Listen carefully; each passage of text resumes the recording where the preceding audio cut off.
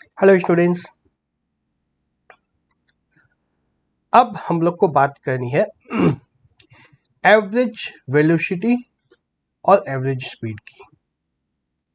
बहुत simple concept है, बहुत सिंपल कॉन्सेप्ट है, सबको पता है क्या होता है ये। चलो एक एग्जाम्पल लेकर के देखते हैं। मान लो हम लोग राजधानी एक्सप्रेस में बैठे हैं।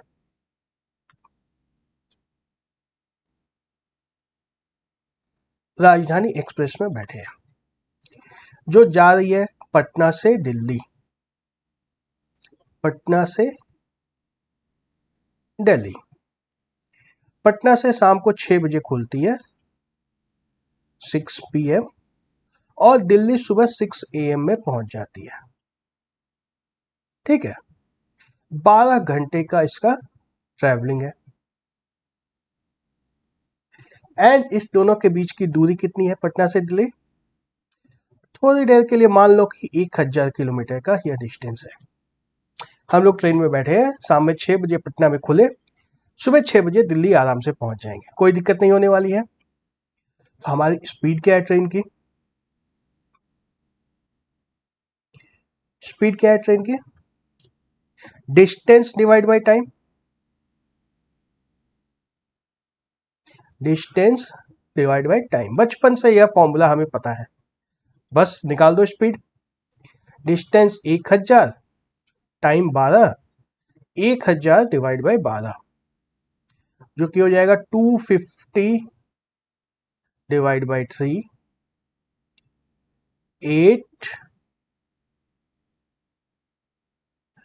83.33 किलोमीटर पर आवर।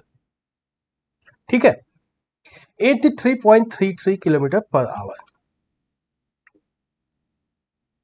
बस कहानी खत्म, या और कुछ भी इसमें हो सकता है स्पीड के बारे में? और कुछ भी बताना है क्या स्पीड के बारे में? बताना यह है कि 6 बजे ट्रेन पटना जंक्शन से खुलती है, 6 PM।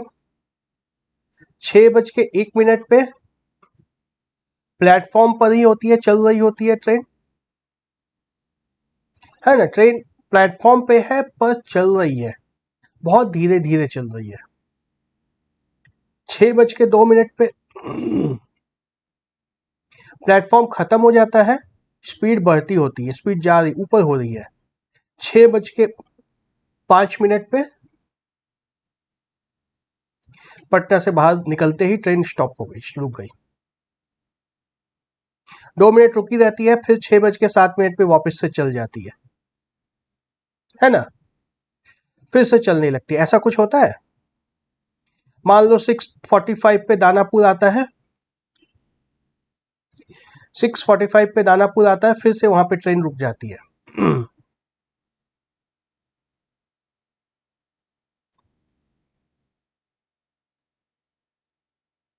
फिर यहाँ पे ट्रेन रुक जाती है, स्टॉप। तो इस बीच में 6:07 से लेके 6:45 के बीच में हो सकता है ट्रेन धीरे धीरे चल रही थी, हो सकता है ट्रेन धीरे धीरे चल रही थी।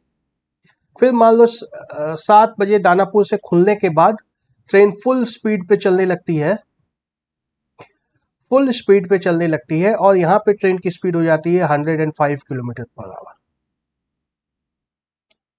हो जाता है। फिर थोड़ी देर के बाद कुछ और होता है, ट्रेन रुक जाती है।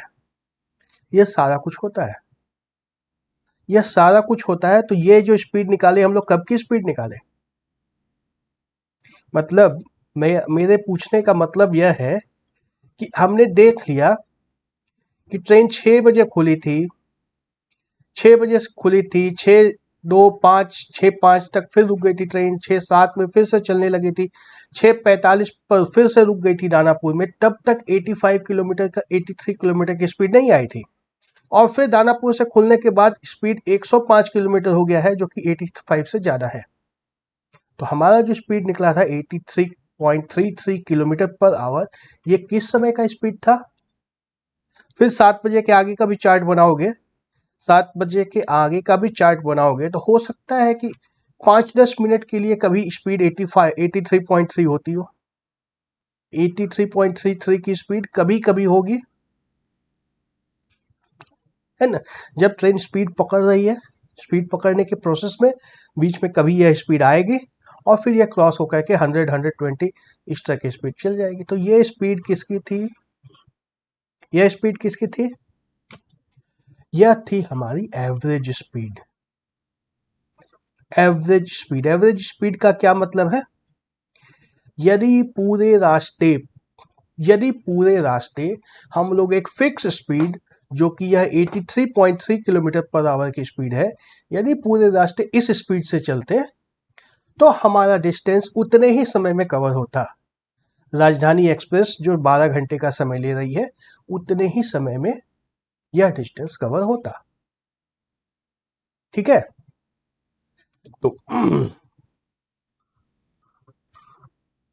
तो यह जो फॉर्मूला है हमारा डिस्टेंस डिवाइड बाय टाइम, यह किसका फॉर्मूला है, यह एवरेज स्पीड का फॉर्मूला है। एवरेज स्पीड, एवरेज स्पीड का मतलब अब क्लियर है, एवरेज स्पीड का मीनिंग क्लियर है। हम लोग जितनी भी देर ट्रैवल कर रहे हैं, उतनी देर तक यदि सेम स्पीड अगर कांस्टेंट रहता, तो जो एक्चुअल स्पीड था और इस कांस्टेंट स्पीड में डिस्टेंस बराबर आता। ठीक है। साइकिल चलाते हो, बाइक चलाते हो, कार चलाते हो, पैदल जाते हो, जैसे भी ट्रैवल करते हो, हर जगह स्पीड कभी कम होगी, कभी ज्यादा होगी, कभी कम होगी, कभी ज्यादा होगी, लेकिन पूरी जर्नी के बारे में एक एवरेज स्पीड हम लोग निकाल सकते हैं, जो कि हमें इस फॉर्मूले से मिल जाता है। Average speed is equal to distance divide by time.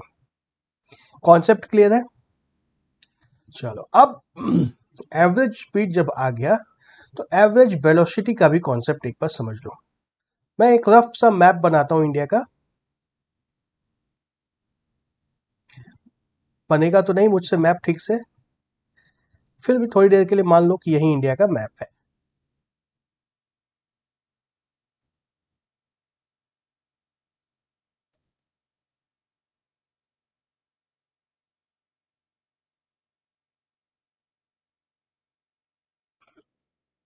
कुछ इस तरह का इंडिया का मैप होता है।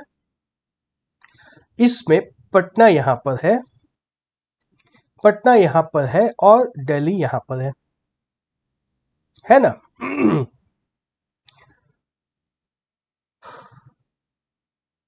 तो यदि इसको स्ट्रेट लाइन से जोड़ दिया जाए, यदि इसको एक सीधी सी लाइन से जोड़ दिया जाए, तो ये डिस्टेंस कितना होगा, 1000 किलोमीटर जो हमने बोला डिस्टेंस है, 1000 किलोमीटर जो डिस्टेंस बोला, इससे कम होगा या ज्यादा होगा, इससे ज्यादा ही होगा ना, क्योंकि एक्चुअल रास्ता हो सकता है थोड़ा इधर से घूम के, इधर से घूम के, ऐसे ऐसे कुछ इस तरह का जिग जैग सा रास्ता होगा ट्रेन का।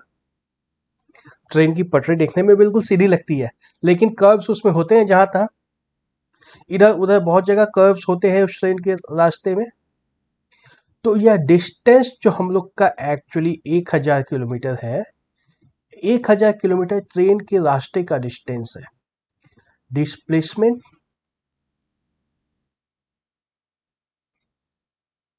डिस्प्लेसमेंट डिस्प्लेसमेंट इस सीधी लाइन का डिस्टेंस होगा, सीधी लाइन का डिस्टेंस होगा हमारा डिस्प्लेसमेंट।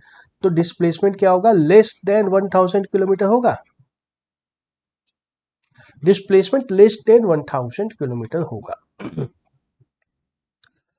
तो यदि हम लोग डिस्प्लेसमेंट को टाइम से डिवाइड करेंगे, डिस्प्लेसमेंट से हम लोग टाइम को डिवाइड करेंगे, तो एवरेज वेलोसिटी मिल जाएगी। एवरेज वेलोसिटी ट्रेन की इसी डायरेक्शन में है, पटना से लेके दिल्ली की डायरेक्शन में, इस तरह से एवरेज वेलोसिटी है ट्रेन की। तो जब हम लोग टोटल डिस्प्लेसमेंट ले लेते हैं, तो हमें एवरेज वेलोसिटी मिलता है। चलो एक बार देखते हैं कुछ। एवरेज वेलोसिटी के लिए हमें पोजीशन वेक्टर निकालना होता है ना। डिस्प्लेसमेंट निकालने के लिए हमें पोजीशन वेक्टर निकालना होता है किसी एक पॉइंट से। जैसे मान लो यह पॉइंट बी हमारा पटना है, पॉइंट ए हमारा दिल्ली है। एरो इस पे उल्टा लग गया क्या, हमें पटना से दिल्ली जाना है, या मान लो चलो दिल्ली से ही पटना आना है, जैसा मैप बना है उसी तरह का चलाते हैं। तो किसी एक ओरिजिन से पटना का पोजीशन निकालना है, उसी ओरिजिन से दिल्ली का पोजीशन निकालना है, और फिर इन दोनों को माइनस करने से हमें डिस्प्लेसमेंट वेक्टर मिलेगा ए बी, जो है R2 vector minus R1 vector. ठीक है, और अब ये R2 माइनस R1 का डायरेक्शन जो आएगा ना, ए बी डायरेक्शन, यह फिक्स्ड है, यह फिक्स्ड है। एवरेज वेलोसिटी हमारी जो आएगी, एवरेज वेलोसिटी जो आएगी, ये ए बी वेक्टर जो है, ए बी वेक्टर को जब टाइम से डिवाइड कर देंगे तो हमें एवरेज वेलोसिटी मिल आएगी। यह उसका सिंबल है। एवरेज वेलोसिटी का सिंबल हम लोग वी यूज करते हैं, V for velocity, and arrow लगा दिया, यानी कि यह एक वेक्टर है। वेलोसिटी का डायरेक्शन ए बी के डायरेक्शन में होगा, इस तरह से, इस डायरेक्शन में होगा। ठीक है, हो सकता है ट्रेन एक्चुअली जब दिल्ली से स्टार्ट करती है पहले इस डायरेक्शन में जा रही है, हो सकता है ट्रेन पहले इस डायरेक्शन में जा रही है, फिर घूम करके वापस इधर आती है, एंड देन फिर यह डायरेक्शन आता है। तो इन सब डायरेक्शन को एवरेज आउट करके हम लोग सीधा सीधा स्ट्रेट लाइन ए बी ले लिए हैं। एवरेज वेलोसिटी मतलब सीधा सीधा ए बी के डायरेक्शन में यह वेलोसिटी है। ठीक है, तो एवरेज स्पीड, एवरेज वेलोसिटी, दोनों का कॉन्सेप्ट क्लियर है, दोनों का कॉन्सेप्ट क्लियर है। देखो अब ये भी हम लोग वन डायमेंशन में ही मोशन की बात कर रहे हैं, ऑल्दो कहीं और से मेजर कर रहे थे, मेजर कहीं और से किसी दूसरे ओरिजिन से कर रहे थे, लेकिन एक्चुअल मोशन जो है स्ट्रेट लाइन में ही होगा, सिंगल स्ट्रेट लाइन में ही मोशन होगा। लेकिन है ये two dimensional motion, 2D motion है ये, है ना। ट्रेन तो 2 डायमेंशन में चल रही है, 3D में नहीं जाती है, अर्थ सरफेस पे चलती है, 2D में चलती है, लेकिन ये सब वेक्टर वेक्टर सब निकाल करके 1D के बराबर हो जाता है, ये सिंगल एक स्ट्रेट लाइन आ जाती है। हाँ, इसका डायरेक्शन में दोनों कंपोनेंट होंगे, एक्स और वाई कंपोनेंट जरूर होंगे। बात समझ में आ रही है, कुछ कुछ समझ में आ रही है। तो जो एवरेज वेलोसिटी, एवरेज स्पीड, यह हमारा एवरेज स्पीड है। देखो अब AVER एवरेज स्पीड, एंड यह है एवरेज वेलोसिटी।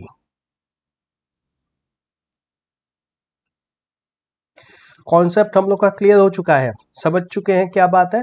अब फॉर्मूले पे रखते हैं इसको, वही फॉर्मूला है जो देख रहे थे हम लोग।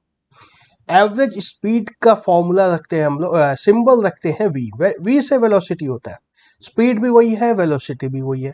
इसके ऊपर जब सिंगल बार लगाते हैं तो इसको बोलते हैं एवरेज।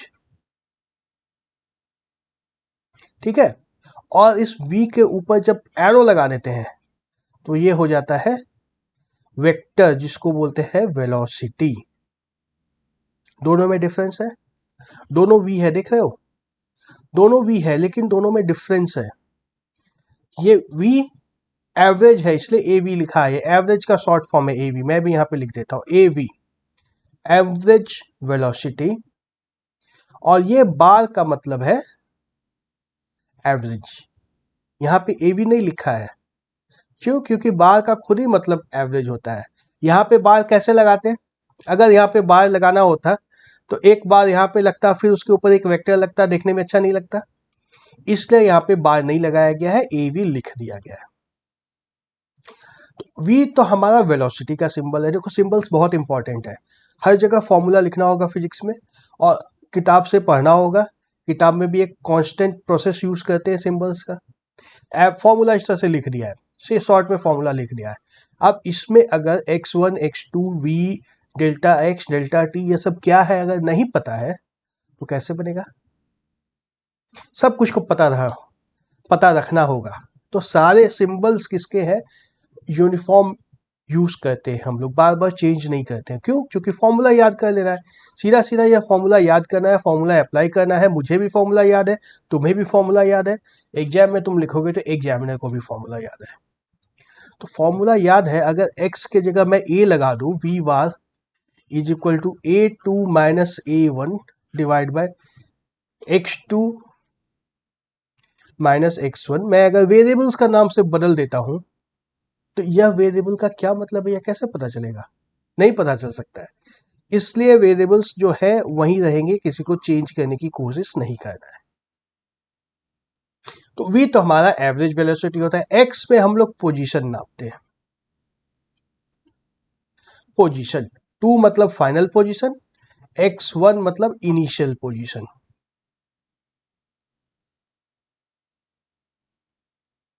ठीक है। t2 मतलब फाइनल टाइम, t1 मतलब इनिशियल टाइम। पटना से दिल्ली वाले में अगर इसको रखा जाए, जैसे हमने बोला 6 बजे ट्रेन स्टार्ट करती है तो इनिशियल टाइम 6 PM है, 6 बजे सुबह ट्रेन पहुंच जाती है तो 6 AM इन फाइनल टाइम है। एंड मेजरमेंट अगर पटना से स्टार्ट करते हैं हम लोग तो इनिशियल पोजीशन 0 मीटर है एंड फाइनल पोजीशन 1000 किलोमीटर्स है। अब इस फॉर्मूले पे ये सारी वैल्यूज रखेंगे, v bar is equal to 1000 divide by 6 AM minus 6 PM 12 hours आ जाएगा। 12 आवर्स लगाएंगे तो 83.33 किलोमीटर पर आवर। यूनिट इसमें बहुत इंपॉर्टेंट है, फिजिक्स में यूनिट बहुत इंपॉर्टेंट है, यूनिट लिखना कभी नहीं भूलना है। ये इस फॉर्मूले से हमें एवरेज वेलोसिटी मिल जाती है। अब एवरेज वेलोसिटी तो निकला, लेकिन ये राइट साइड में डेल्टा एक्स और डेल्टा टी क्या है? डेल्टा एक्स बोलते हैं change in position, final position minus initial position, change in position होगा। डेल्टा टी मतलब चेंज इन टाइम। ये डेल्टा है, ये this is called delta. 10th standard में ट्रायंगल होता था, ये 10th स्टैंडर्ड में ये ट्रायंगल होता था फिजिक्स में, अब यह डेल्टा है। ये मैथ्स में भी यूज होगा, वहां भी अब यह डेल्टा ही होगा। अब इसको ट्रायंगल नहीं बोलना, ये ट्रायंगल नहीं है। Delta means change in position. Change in position, change कैसे? फाइनल माइनस इनिशियल निकालेंगे तो चेंज आ जाएगा। तो इसी फॉर्मूले को शॉर्ट में लिख दिया ऐसा। x2 माइनस x1 को शॉर्ट में डेल्टा x लिखता है एंड t2 माइनस t1 को शॉर्ट में डेल्टा t लिखते हैं। ये एवरेज वेलोसिटी का फॉर्मूला है, हमें याद होना चाहिए। फिर से देख लो एक बार फॉर्मूला, मैं क्लीन करता हूं बाकी सारी चीजें को। v bar velocity bar is equal to delta x upon delta t, distance upon time, है ना? ये वही है, डिस्टेंस डिवाइड बाय टाइम। ये इस फॉर्मूले के ऊपर कितना कुछ आ गया है। और दूसरे पार्ट में जब हम लोग वेलोसिटी के ऊपर आएंगे तो डायरेक्शन की भी बात करनी है। डायरेक्शन की भी बात करनी है, इसको हम लोग बोल सकते हैं displacement divide by time. Time taken, इस डिस्प्लेसमेंट को करने में कितना टाइम लगा। सेम हम लोग को r1 पोजीशन वेक्टर है, r2 पोजीशन वेक्टर है, r1 माइनस r2 लेंगे तो हमें डिस्प्लेसमेंट वेक्टर मिलेगा जो इस पिक्चर में दिखाया हुआ था, है ना? r2 फाइनल पोजीशन है, r1 इनिशियल पोजीशन है। r1 minus r2 minus r1 final position minus initial position लेंगे तो यह डिस्प्लेसमेंट वेक्टर आएगा। इस डिस्प्लेसमेंट वेक्टर को जब हम लोग t2 माइनस t1 से मल्टीप्लाई कर डिवाइड करेंगे, यार r2 माइनस r1 हमें a b वेक्टर मिल जाएगा। इसको, ये एक कांस्टेंट, एक नंबर है, एक नंबर है, यह एक नंबर है इनटू 1 बाय डेल्टा टी। चलो मान लेते हैं डेल्टा टी एक नंबर है हमारे पास। तो इस वेक्टर को एक स्केलर से डिवाइड कर रहे हैं हम लोग। डिवाइड कर रहे हैं या मल्टीप्लाई कर रहे हैं, एक ही बात है ना। या तो इसको बोल दो कि डेल्टा टी से डिवाइड कर रहे हैं या 1 बाय डेल्टा टी से मल्टीप्लाई कर रहे हैं, दोनों ही बातें हो रही है। तो यह क्या है? Scalar multiplication of vector. Scalar multiplication, vector का स्केलर मल्टीप्लीकेशन में क्या होता था?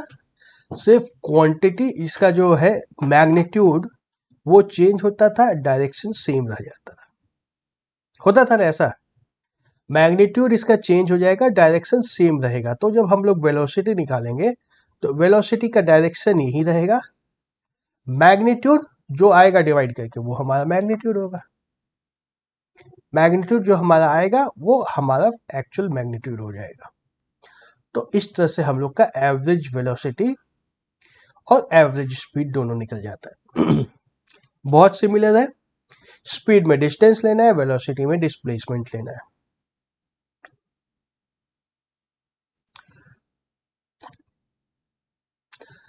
इस ग्राफ को देखो, क्या चीज का ग्राफ है ये? फॉर्मूले को छोड़ो, थोड़ी देर के लिए भूल जाओ फॉर्मूले को, ग्राफ को सिर्फ देखो। ग्राफ किस चीज का है? यह ग्राफ किस चीज का है? पोजीशन टाइम है। वाई एक्सिस पे देखो पोजीशन दिया है, एक्स एक्सिस पे टाइम दिया है। पोजीशन टाइम ग्राफ से हमने बात की थी कि बहुत कुछ पता लगा सकते हैं, बहुत कुछ पता लगा सकते हैं। तो इस पोजीशन टाइम ग्राफ में हमें पता लगाना है P1 से P2 जाने में, P1 से P2 जाने में एवरेज स्पीड कितनी थी।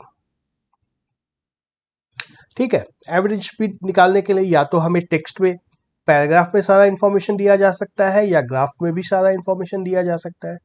यहाँ पे हमें ग्राफ में दिया है, तो ग्राफ पढ़ना हमारे लिए बहुत इंपॉर्टेंट है। फिजिक्स में graph is very important. Why is the graph important?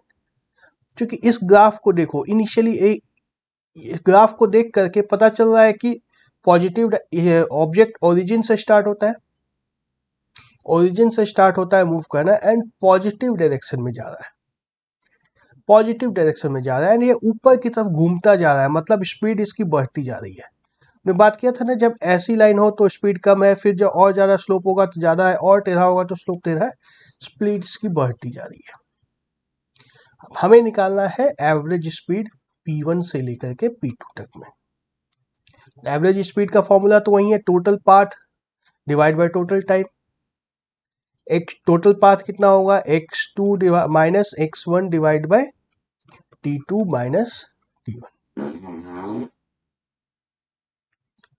x2 कितना है, यहाँ का पोजीशन कितना है, इस पॉइंट पे डिस्टेंस कितना है, 27.4, 27.4 माइनस x1, P1 पे डिस्टेंस कितना है, 10 metres, minus 10 divide by T2, T2 पे टाइम कितना है, 7 सेकेंड, T1 पे कितना है, 5 सेकेंड। 17.4 डिवाइड बाय 2, 8.7 मीटर पर सेकेंड, 8.4 मीटर पर सेकेंड। हमें average speed position time graph से भी मिल जाएगी। एंड एवरेज स्पीड का मतलब क्या है? एवरेज स्पीड का मतलब है कि यदि इस दोनों पॉइंट को स्ट्रेट लाइन से ज्वाइन कर दिया जाए, इस दोनों पॉइंट को स्ट्रेट लाइन से ज्वाइन कर दिया जाए, तो स्ट्रेट लाइन पे जो स्पीड मिलेगी हम लोग को, वही स्पीड इस एक्चुअल ग्राफ पे भी मिल रही है। एक्चुअल ग्राफ देखो अलग है एंड स्ट्रेट लाइन अलग है। यदि ऑब्जेक्ट स्ट्रेट लाइन पे चला जाए या इस पाथ पे चला जाए, दोनों में स्पीड उसकी सेम रहेगी। ठीक है, दोनों में उसकी स्पीड सेम रहेगी, लेकिन सेम तभी रहेगी जब P1 से P2 तक पूरा कंसिडर करें। अगर P1 से यहां तक ले ले सिर्फ, चलो इसको थोड़ा सा मैं डिलीट करता हूं, जूम कर दो कंप्यूटर जी इस पिक्चर को। यस, देखो हम लोग अब कह रहे हैं कि P1 से P2 तक ऑब्जेक्ट या तो इस डॉटेड लाइन पे जाए या इस एक्चुअल कर्व पे जाए, दोनों में एवरेज स्पीड सेम आनी है। लेकिन अगर हम लोग 6 सेकेंड पे चेक बोल लें, 6 सेकेंड पे चेक करें, तो अगर ऑब्जेक्ट इस डॉटेड लाइन को फॉलो करता है तो उसका पोजीशन कुछ और आएगा, एंड एक्चुअल पाथ इसका जो है, इसको फॉलो करें तो इसका पोजीशन कुछ और आएगा। ठीक है, मतलब इस टाइम इंटरवल के बीच में डिफरेंस हो सकता है, लेकिन जब पूरा टाइम इंटरवल कंप्लीट होता है तो एवरेज पाथ से जो डिस्टेंस कवर हो, एवरेज स्पीड से जो डिस्टेंस कवर होगा एंड एक्चुअल स्पीड जो है उससे जो डिस्टेंस कवर होगा, दोनों सेम होगा। बहुत ज्यादा नहीं समझ में आ रहा है? कोई बात नहीं, जैसे जैसे हम लोग एग्जाम्पल्स देखेंगे समझ में आता जाएगा। देखो एक क्वेश्चन है, A table clock has its minute hand 4 centimeter long. Find the average velocity of the tip of minute hand between 6 am and 6:30 am. 6 am and 6:30 am। देखो हमें पूछा गया है क्या, एवरेज वेलोसिटी की बात कर रहे हैं हम लोग। एक टेबल क्लॉक पहले बनाया जाए। सिर्फ मिनट हैंड से हम लोग को काम है। 6 AM में मिनट हैंड यहाँ पे कुछ इस तरह से रहेगा एंड 6:30 में कुछ इस तरह से यहाँ पे रहेगा। डिस्टेंस कितना होगा, एक्चुअल पाथ तो मिनट हैंड का कुछ इस तरह से होगा, एक्चुअल पाथ तो कुछ इस तरह का होगा, लेकिन वेलोसिटी निकालना है तो हम लोग को डिस्प्लेसमेंट निकालना है। तो डिस्प्लेसमेंट कितना होगा, 2 into R, 2 into 4 centimetre that is equal to 8 centimetre. And time कितना लगेगा, इस प्रोसेस में टाइम पूरा आपका पूरा 30 मिनट लग जा रहा है। तो average speed velocity bar is equal to 8 divide by 30, 4/15 centimetre per minute. देखो यूनिट को अब सही से लिखना है, सेंटीमीटर पर मिनट आ रहा है यहाँ पे, 4/15 सेंटीमीटर पर मिनट। यह हमारा एवरेज स्पीड आ गया। चूंकि घड़ी है, घड़ी की सुई की एवरेज स्पीड तो सेम रहेगी, एवरेज स्पीड तो सेम रहेगी, कभी कम कम ज्यादा नहीं होगा। ट्रेन के जैसे कभी ब्रेक नहीं लगने वाला है, अपने एक फिक्स्ड स्पीड से यह घड़ी चलती जाएगी। तो 6 AM एंड 6:30 PM के बीच में भी सेम एवरेज स्पीड रहेगी, होगा ना। 6 AM एंड 6:30 PM में भी सेम एवरेज स्पीड होगा। बट द ट्रिक केस यहाँ पे पूछा गया है वेलोसिटी। वेलोसिटी में तो डायरेक्शन हर बार बदल जाएगा, डायरेक्शन बदलता जाएगा, तो वेलोसिटी हम लोग को निकालना पड़ेगा। यह A है। अब B में हम लोग वेलोसिटी निकाल के देखते हैं। 6 AM एंड 6:30 PM में डिस्प्लेसमेंट कितना होगा, 6 AM में तो यही पोजीशन होगा मिनट हैंड का, 6:30 AM हो या PM हो, मिनट हैंड का पोजीशन तो यही है। तो इनिशियल पोजीशन भी वही है, फाइनल पोजीशन भी वही है। बीच में चाहे कितने भी चक्कर लगा लिए हो, 12 चक्कर इस मिनट हैंड ने और लगा लिए होंगे, लेकिन इनिशियल पोजीशन और फाइनल पोजीशन दोनों वहीं के वहीं है, कोई फर्क नहीं है दोनों में। तो हमारा डिस्प्लेसमेंट भी वही है। Displacement is equal to 8 centimetre. Average velocity हमारा फिर से वही आ जाएगा, 8 divide by 30 is equal to 4 divide, sorry लेकिन यहाँ पे टाइम चेंज हो गया है। टाइम कितना आ गया है यहाँ पे अब, 12 hours 30 minutes। 6 AM से 6:30 PM, 12 hour 30 minutes है ना, जिसको कि 12.5 आवर्स बोल दो। तो एवरेज वेलोसिटी कितनी होगी, distance divide by time, 16 divide by 25 लिख दो इसको, सेंटीमीटर पर आवर। देख लो डिस्प्लेसमेंट वही है, लेकिन टाइम बदल गया है। टाइम बदल गया है तो एवरेज वेलोसिटी बदल गई है।